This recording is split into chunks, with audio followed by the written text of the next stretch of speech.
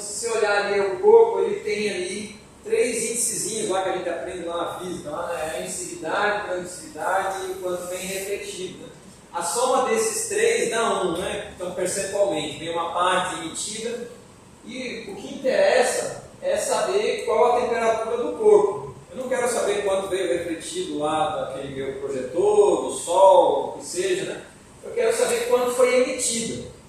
Então, de toda a radiação que chegou na minha câmera, eu tenho aqui, para eu saber a temperatura de um pixel lá, que eu quero saber lá no meu isolador, lá, por exemplo, eu tenho que saber qual a emissividade dele. Por quê? Porque eu quero saber quanto daquela radiação que eu recebi veio efetivamente do meu corpo. Né? E isso vai ter tudo a ver, porque daí tem a troca de calor por radiação, né? Justamente todo o corpo acima de 0 Kelvin, né, emite uma radiação. Né? E é justamente essa radiação que a gente mede, né? Para a gente medir a temperatura, que é o grau de agitação das moléculas. Né? Então, se a molécula está lá parada, né, a 0 Kelvin, ela não emite radiação nenhuma. Mas se ela estiver se movimentando acima de 0 Kelvin, ela emite radiação. E é isso que a gente. E essa proporcional a essa radiação que ela está emitindo, é a temperatura que eu vou estimar que aquele corpo esteja, né? Aquela superfície esteja. Então, até esses dias eu estava vendo, a gente fica assistindo esses vídeos de rede social, aí eu não sei se você já viu que é uma lupa, assim, aí o cara coloca uma bexiga, aí coloca uma bexiga preta, aí põe na lupa lá no sol e estoura, né? Aí põe vermelha, ela estoura, põe branca, ela não estoura, né? Viu essa já? É só essa, aí é o contrário lá, né? É a tal da quanto ele absorve, né? Não quanto ele emite. Né? Vamos lá, aí de novo da câmera. A câmera, por exemplo, a nossa câmera lá que a gente tem no laboratório é a T420, daquele projeto que você tem. E aí ele mede 320 pixels por 240. Pô, resoluçãozinha fuleira, né? Mas assim, é porque é de temperatura, né? Então ele tem a imagem da luz visível também, você pode ver a imagem, né, que a gente está vendo, né, que o nosso olho é sensível, mas a gente não consegue ver nesse nível de infravermelho ainda. E esse sensor que tem dentro da câmera termográfica justamente é para medir isso. Só para vocês terem uma ideia, então, a primeira coisa aqui é a incerteza. A incerteza de uma câmera termográfica, da nossa lá, que não é tão ruim, né? Ela é de 2% ou 2 graus Celsius, né? Então, no valor absoluto. Então, o que eu quero dizer para vocês? Que câmera termográfica não é um bom instrumento para dizer a temperatura absoluta de alguma coisa. Certo, hein? Não é. Certo? Mas ela tem uma... Porque assim, você muda um pouquinho, se você brincar um pouco com a câmera termográfica, você vai ver que você muda um pouquinho a emissividade e a temperatura muda. Então, se você só, por exemplo, o erro de estimativa da emissividade de um corpo, né? Você vai lá e isso já dá um valor de temperatura completamente diferente. Né? Mas aí um ponto interessante, que dificilmente você vai conseguir com outra técnica, é a sensibilidade dela. Essa câmera aí tem sensibilidade de 45 milikelvin. Né? Então isso aqui, com um sensor de platina, é difícil de fazer. Né? E olha que um sensor de platina lá, que é um metal que se deforma, né, muda sua resistência proporcional à temperatura. É um dos metais mais lineares que a gente tem. E mesmo assim a gente tem muita dificuldade, né? Provavelmente nem chega nesse nível aí de sensibilidade. E tem câmeras de sensibilidade térmica ainda menor, mas são as que são normalmente as que são refrigeradas. Né? Essa aqui não é refrigerada. Né? A nossa câmera mede de menos 20 até 1200 graus Celsius. Né? Então, uma outra. Assim, a sensibilidade. A gente sabe a diferença entre um pixel e outro. Bem, eu não sei exatamente que temperatura que eu estou medindo, o valor absoluto. Mas eu sei que entre esse pixel aqui e esse pixel assim, do lado, eu consigo ver diferenças de 45 milikelvin. Essa é a principal vantagem da câmera termográfica. Certo? É essa sensibilidade térmica. Acho que é uma das principais características desse sensor. Bem, agora, utilizar. Vocês viram lá que a gente tem que saber a emissividade, vocês viram que a gente precisa dessa a característica do valor absoluto, a gente não saber com muita precisão, mas a sensibilidade, a diferença entre um pixel e o outro é boa, né? Então olha lá, então, eu não sei exatamente se está 40 graus ou 45, mas eu sei que entre ele e o do lado, um é 40 e o outro é 40,002, por exemplo, né? Essa é a ideia, né? Pronto. Ou alguma coisa, 0,002. Por exemplo, a câmera que a gente tem lá, ela tem essas, né, ficou bem ali no negócio ali, tem os ângulos de abertura, né? 25 graus horizontal e 19 vertical. Para que isso, né? Então, se você vê aqui essa imagem, volta duas aí, professor, só para limpar a tela. Volta mais uma vez se precisar. Pronto. Aí, se você observar, ó, essa do exemplo aqui, que estava pronta lá na internet, né, que a gente, né, copiar boas ideias é bom, viu, pessoal? O ruim é copiar más ideias. Então, essa imagem chegou, eu copiei. Aí, você só coloca lá o da onde tirou, né? Que é tudo bem. Aí você. Aí, ó, a 10 centímetros, embora a nossa câmera, que a gente tem no laboratório, não pode fazer a 10 centímetros, né? Mas essa aqui está dizendo que a 10 centímetros pode. Não sei se pode, mas está dizendo que a 10 centímetros. Cada pixel vai ter um 0,12 milímetros de lado, né, o pixel que você está medindo. Né? Já a 30 centímetros, com uma abertura, né, ele vai abrindo, né? E aí você vai medindo cada vez maior. Então, você, a 10 metros de distância, você tem lá um quadro lá de 2,90 por 3,90. É aquela história de abertura, né? Quem já trabalha com câmera já sabe, né? Mas veja, isso é importante, pessoal. Passem mais luz aqui. Por exemplo, ó, a câmera que a gente tem no laboratório, o foco mínimo é 40 centímetros. Portanto, a câmera que a gente tem, ela teria um pixel, cada pixelzinho, ela mede a temperatura de 0,5 milímetros vezes 0,5 milímetros. E a 10 metros seria 14, então 1,4 centímetros de lado. Por que é importante? De repente eu estou tirando uma foto lá de baixo, lá com a 10 metros de distância, eu tenho que saber isso aqui, 14 milímetros. Por quê? Digamos que o que eu quero medir é a temperatura dessa, sei lá, né, dessa lâmpada aqui, dessa lâmpada. Né? Aí eu vou lá e meço que a lâmpada tem, por exemplo, aí tem, sei lá, 2 centímetros. Né? Sei lá, estou chutando. Né? Aí eu vou lá e descubro que o pixel tem 14 por 14. Aí o que a norma vai dizer? Existem normas para isso, né? O que a norma vai dizer? Que eu preciso, para eu garantir que pelo menos um pixel da minha imagem esteja totalmente dentro do que eu quero medir, dentro daquele objeto, né? Então tem um objeto que eu quero saber a temperatura dessa câmera. Então, se o meu pixel, eu tenho que garantir que pelo menos um dele esteja totalmente aqui dentro. Por quê? Se meu pixel for grande assim, ó, por exemplo, digamos que meu pixel seja assim, uma parte da radiação vai vir desse corpo e o resto vai vir do entorno. Vamos dar um exemplo pior. Digamos que o pessoal usa muito para a área elétrica, por exemplo, tem aquelas fiações ali, tem aqueles isolantes lá no poste, lá, né, que segura os fios. Aí você vai lá e coloca a câmera termográfica assim para cima assim, e tira uma foto. Veja, você está tirando foto do céu, né? Ok, se você conseguir, por exemplo, que o pixel fique totalmente dentro do isolador, beleza, você vai conseguir fazer uma medição razoável. Se isso não acontecer, se o pixel acabar sendo maior, o que tem atrás? O que tem atrás? Eu estou embaixo tirando a foto do isolante no teto. O que tem atrás? Tem nuvens que possivelmente nessa faixa do infravermelho ela é transparente. E depois tem um espaço. Né? Ele vai tirar foto do espaço. Né? A sua foto ali, né? Esse tem o comprimento de onda, a gente está vendo como está nublado. Né? Pensa no nosso comprimento de onda, é o que a gente enxerga. A câmera não está em outro comprimento de onda, está lá no infravermelho.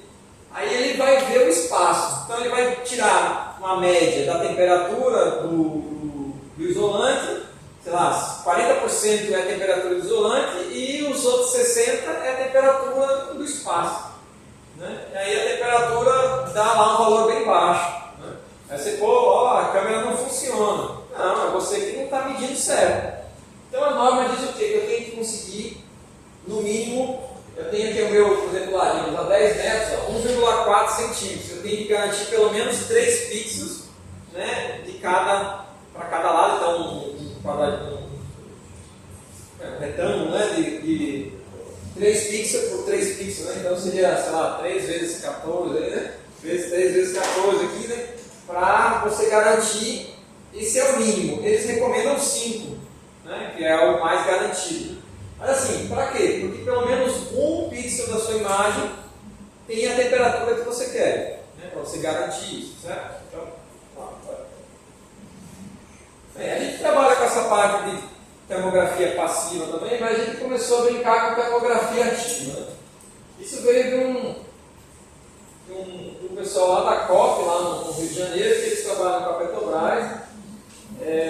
Embora essa linha de termografia ativa, né, pelo menos relatos lá da Petrobras do Rio, né, eles ainda não usam em campo, ainda está na área de desenvolvimento. E como o pessoal que trabalha com isso lá, a gente visitou lá no laboratório de ensaios não destrutivos e corrosão, ensaio não destrutivo lá da COP, aí eles trabalham mais com essa parte de materiais, não sei o que. Ele falou, não, a gente trabalha lá, a gente tem um programa de elétrica, né, a gente que até, né, faço totalmente propaganda para vocês, a gente tem vários alunos lá da mecânica, né, já passaram por lá, que trabalham com a gente, né, atualmente estamos com o Ezio, um colega de vocês que se formou, é aluno do ProEd.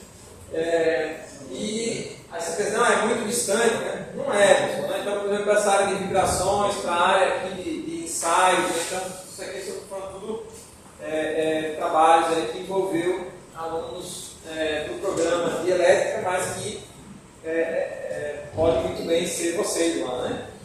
Então, aqui, ó, pessoal, você tem lá um defeito, aí você emite uma fonte térmica, só que agora é ativo, eu que provoco o aquecimento, né?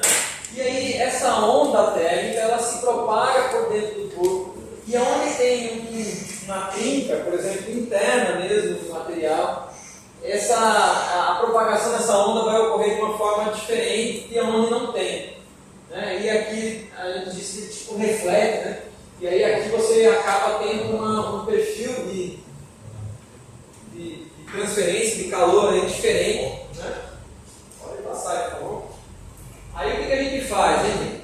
Tá péssimo, né? O que a gente faz é, a gente tem uma câmera termográfica, ela tem a temperatura dos pixels que estava explicando para vocês. Aí a gente faz isso no tempo. Então a gente pega e faz várias imagens, né? Então a nossa câmera permite fazer até 30 imagens por segundo, né? 30 Hz. Tem câmeras, as refrigeradas, que conseguem fazer bem mais, 200, 300, 500 imagens por segundo. A nossa é um pouco mais lenta, mas já serve, por exemplo, para isolantes, tipo, para metais já é complicado. Tem tentado lá, mas é muito assim, complicado. Aí a gente monitora, pega um pixel dessa imagem e monitora ele no tempo. Ele tem esse comportamento, a gente aquece e depois ele resfria. E aí esse perfil dessa transferência de calor, que é totalmente nossa área aí, passe por favor, aí a gente desenvolveu esse algoritmo justamente para aquele pessoal da COP lá do Rio. Aí aqui tem várias técnicas aí para detectar aonde está a peça, para detectar os defeitos, né? Passe por favor, por exemplo, para detectar o defeito que a gente propôs, né? A gente também não tinha, que é novo também, né? Então a gente fez o quê? Essas setinhas aqui, ó, é daquela amostra lá que eu mostrei. Aí, se você observar, o que a gente lembrou, né? Que o fluxo de calor, ele tende, né? Aqui seriam umas setas, aqui o tamanho é a intensidade do fluxo de calor. Então a gente pega o quê? Vamos lá, vamos começar. A gente tem as temperaturas. Se eu derivo a temperatura, né, se eu vejo a taxa de variação dessa temperatura, eu tenho o fluxo de calor, não é isso? Pronto, aí eu tenho esse fluxo de calor, ele tem uma intensidade e um ângulo, e que é o que eu estou mostrando aqui, esses vetores, essas setinhas. Quando ele vai em direção ao defeito, que ele está no material contínuo, ele tem um perfil bem arrumado, bem alinhado, né? Como aqui era circular, até porque foi a gente que fez, né? Não foi um defeito natural, né? Foi defeitos fabricados aqui, justamente para ver se a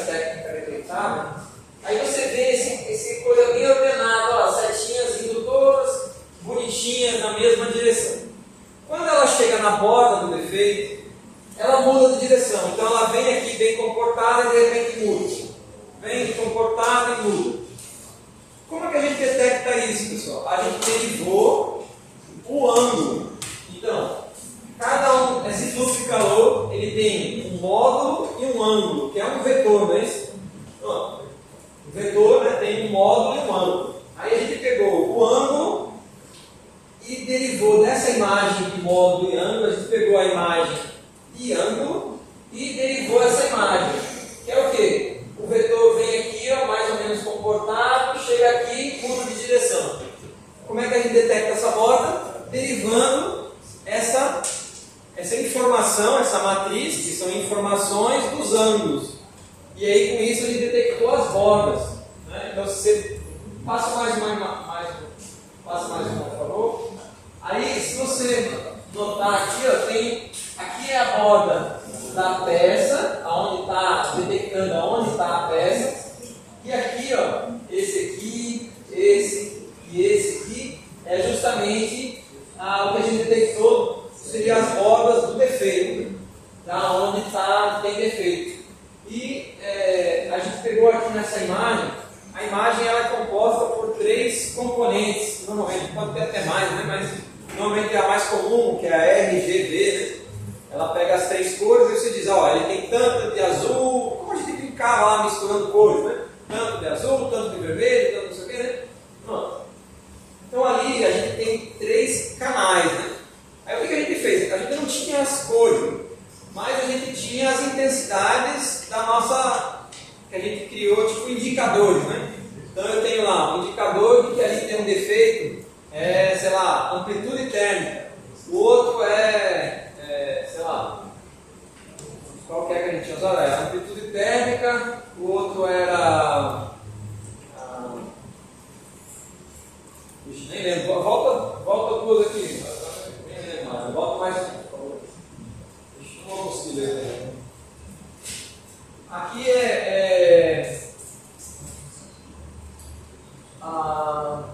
aqui é a amplitude térmica, aqui é constante de tempo. O que é constante de tempo? Lembra? Você, por exemplo, você vai encher um reservatório, né? Você vai encher de ar comprimido. No começo o reservatório está vazio, então você bombeia, é fácil, né? Então você tem lá enchendo uma boia para brincar na piscina, né? Você vai lá, começa a encher, né? Está fácil, né? Porque a boia está vazia.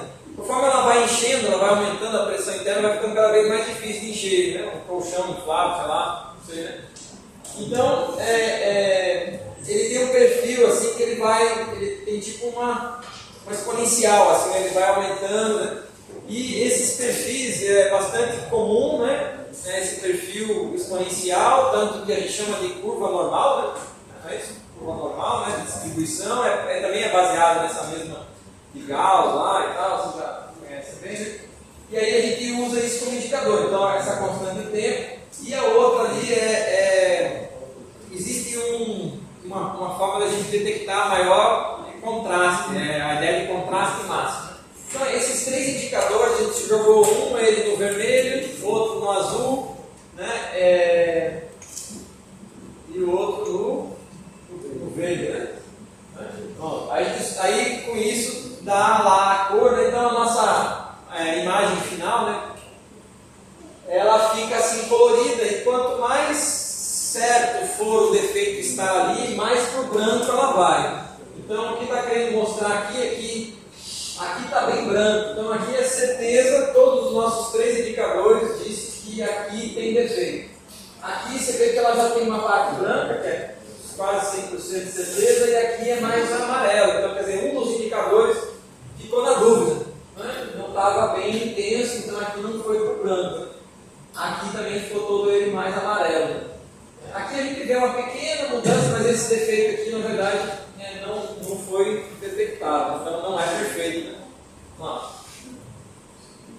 Depois dessa brincadeira com isolantes, né, e principalmente com material 3D, a gente imprimia, né, com defeitos internos, né, para tentar detectar, a gente está agora começando a brincar com termografia modulada. Modulada é o quê? Né? Esse esse meu aquecimento, eu vou aquecer ele com um perfil eu não vou simplesmente aquecer e esperar ele resfriar. Eu vou ficar aquecendo e resfriando com um perfil que eu conheça. Pode ser um pulso, pode ser vários valores de frequência, começar com uma frequência menor e depois ir aumentando a frequência. Dar um pulso, eu posso periódico, né? Ou uma senoide. O senoide é um dos mais comuns aí, tanto que a gente tem uma série de Fourier, tem muita técnica para usar. A gente, vamos começar com a senoidal, que é a mais tradicional. Não é a melhor, mas é a mais tradicional. Essa questão é interessante, pessoal, porque como o professor, fazendo um gancho aí com o que o professor Alexandre estava falando, essa questão de ressonância, né? Então, se você, por exemplo, tem um ensaio e que a gente imprime uma onda térmica dessa, aqui é uma onda térmica, eu vou aquecer e resfriar um corpo, certo? E aí, dependendo da frequência que eu aquecer e resfriar, se ele entrar em ressonância com um defeito, se eu souber, por exemplo, que um defeito é uma profundidade de, sei lá, normalmente eu descubro que naquele meu material ocorre defeito lá de corrosão em tal posição. Aí eu posso otimizar a minha técnica de detecção de forma que a frequência que eu imprima na minha onda térmica seja máxima para aquele defeito. Então ele vai ressaltar aquele defeito. Quer dizer, eu tenho que fazer aquela mesma ideia de ressonância que o professor Alexandre estava falando, né? De você ter lá, você conhecer um material, né? Aquela análise nodal, né? Você conhecer como aquele corpo vibra, né? Aqui também você pode conhecer como aquele sistema vibra do ponto de vista térmico também, né? Então isso pode ser analisado também para outras coisas também, né? Então qualquer área, né? E aí a gente pode então detectar, no nosso caso agora, a gente brinca com células fotovoltaicas. Então a gente vai lá e faz passar corrente elétrica, opera a célula como se fosse um diodo, né? E faz circular corrente por ela. E naquele perfil lá, né? Então a gente começou nessa história como anterior, a gente aquecia, deixava resfriar, e depois agora a gente está começando a brincar com essa história de modular, né? Eu estou falando demais. Aí aqui a bancada que a gente tem lá no laboratório, não dá para ver direito, né? Mas assim, basicamente é uma plataforma aqui que a gente pode regular a altura, a gente coloca a amostra lá, isso a gente acessa por fora, passa uma. O gráfico lá nem aparece, né? Bem, basicamente a gente tem que ter acesso a isso aqui do lado de fora. Isso aqui a gente fecha essa tampa aqui, justamente para ela é pintada assim de preto fosco mesmo, para tentar não influenciar na medição, né? Tem lâmpadas aqui para a gente tirar foto da luz visível também, para tirar foto normais. A gente descobriu que para a célula fotovoltaica, aquela questão de reflexão, a gente coloca a câmera inclinada aqui, ó, praticamente a 45 graus, para que, se a gente colocava no começo, ele começou colocando a câmera aqui. Aí o que acontecia? A célula funcionava como se fosse um espelho, a gente acabava medindo a temperatura da própria câmera, né? Aí ela influenciava na medição, e aí a gente colocou inclinada justamente para não ter esse problema, né? Não, essa é só essa mesma, o desenho lá, né? Aqui tá péssimo de ver. Bem, aí aqui alguns resultados. Aqui é da luz visível, então a câmera, a célula fotovoltaica, da forma como a gente vê, ela é assim, esse tom meio azulado. Esse tom um pouco azulado, ele teve uma história interessante, né? Que um pouco foi o modo de fabricação, um pouco, não bastante, né? Foi o modo de fabricação desses cristais policristalinos, onde o cristal ele não cresce sozinho como um único cristal na hora de fabricar esse material, mas sim aparece vários, né? Então, devido ao processo de fabricação. E ele tinha essa opção dele ser mais escuro, mais preto mesmo, né? E aí, só que nos telhados as pessoas não queriam, não achavam bacana, sei lá, tem lá uma telha, né, e de repente coloca lá um módulo preto, assim, ficava esteticamente estranho, né? Eles achavam que era mais interessante o azul. E aí realmente acabou, assim, batendo bem. Vocês podem ver que existem módulos que são mais escuros, que normalmente é o silício amorfo e tal, mas o que eles chamam de amorfo, tem o cristalino, que é esse cristal bem... e tem o amorfo, que seria sem forma, vamos dizer assim, mas ele, na verdade, esse amorfo, se a gente for olhar até no microscópio, a gente vê que ele é bem organizado, para dizer que ele é amorfo, né? Que ele não tem forma. Mas, porque assim, essa pequena variaçãozinha que tem, já, vocês sabem que isso tem a ver com a energia, né? Então, só uma curiosidade, né? O silício cristalino, né, quando você usa ele para fotovoltaico, ele, como ele é muito organizado, ele sofre muito com a temperatura. Já o silício amorfo, ele já é um pouco mais desorganizado, mas lá molecularmente é bastante mais desorganizado, faz com que ele se comporte bem melhor com variações de temperatura. Então isso acontece, é uma regra, na verdade. Então, tudo que é mais organizado tem mais dificuldade com variações de temperatura. Se a coisa for um pouquinho mais maleável, um pouco menos organizada, ela funciona melhor. Bem, vou fazer uma piada. Mas aí, essa questão do visível, né? Talvez seja isso, né? Que a gente aqui não dá os latinos, né? A gente tem que dar uma flexibilizada com o calor, né? Para conseguir levar, né? Bem, aí aqui o nosso resultado com termografia modulada esse da direita, né? Então você vê ali que, embora eu tenha, nem dá para ver as escalas, nada, né? Mas acredito que existe a escala ali, tem números escritos, né? Você tem que usar a abstração também, né? Vai ficar reclamando, ele existe, você que não tem que imaginar, né? No computador tem, não é aqui não. Bem, aí você vê ali esse principal defeito aqui, né?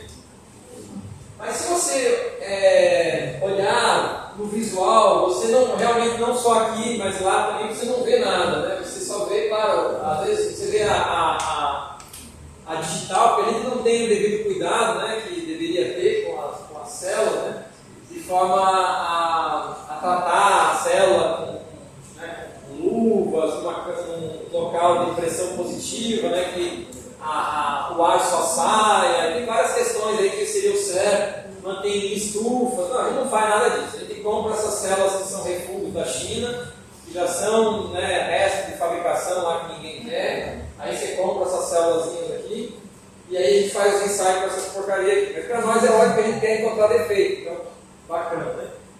O primeiro defeito que a gente vê, se vocês olharem aqui, ele tem uns concêntricos aqui, estão vendo? Esses concêntricos tudo bonitinho, ele é bonito demais para ser natural. Isso é realmente um processo de fabricação. Então, na hora que você vai fabricar a célula fotovoltaica, você faz uns tarugos, assim que se chama de wafers. E aí, o começo e o final, eles têm um controle de temperatura desse processo pior, né? E aí ele acaba tendo defeitos como esse. Então, esse aqui caracteriza já um wafer que está ali, né, numa região já de não boa qualidade, né? Tanto que ele virou lixo aí, que é o que a gente comprou, né? Mas isso aqui é natural, então, esses perfis aqui, né? Já esses outros, esse negócio aqui, e essas trincas aqui não são, né? Não são naturais. Mas veja, essa aqui, ó, e essas aqui, elas são trincas que tem dentro da célula, mas ela não afetou a célula a fazer sua função. Ela ainda continua passando corrente elétrica. Já vou explicar melhor como é que a gente fez essa imagem aqui. E aí, lá, então, na térmica, a gente só consegue detectar a que efetivamente atrapalha o funcionamento da célula, né? Então, realmente, esse aqui é o defeito que essa célula tem e ela está efetivamente aqui mostrada. Como é que a gente fez essa imagem do meio? A gente chama eletroluminescência. Basicamente é o que?